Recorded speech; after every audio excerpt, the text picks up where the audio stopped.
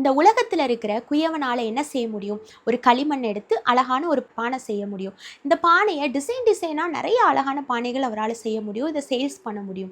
இதை தாண்டி ஒரு குயவனால் என்ன செய்ய முடியும்? இப்போ நான் ஒரு உடஞ்சி போன பாத்திரத்தை கொண்டு வந்து உங்ககிட்ட வாங்கி ரொம்ப வருஷம் ஆச்சு, இதை எனக்கு கொஞ்சம் ஒட்ட வச்சு தரீங்களா அப்படின்னு கேட்டால் கண்டிப்பாக முடியாது.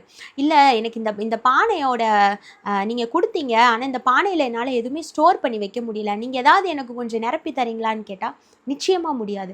ஆனால் பரம குயவனாகிய இயேசு கிறிஸ்துவால் உடைக்கப்பட்ட பாத்திரத்தை ஒட்ட வைக்க முடியும். முன் போல அதை ஆக்க முடியும். கோணலான பாத்திரத்தை செவ்வையாக மாற்ற முடியும்.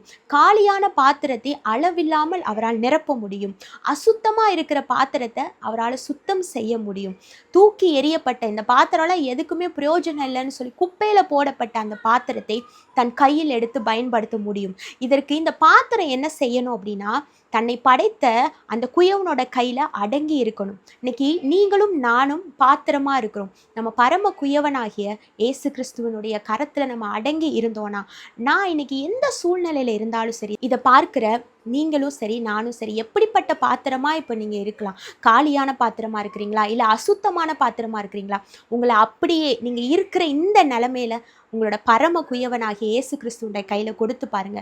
அவரை அழகாக, இதுவரை யாரும் பார்த்துராத இப்படி ஒரு டிசைனை யாரும் பார்த்துருக்க மாட்டாங்க, அவ்வளோ அழகாக உங்களை வணைவார்.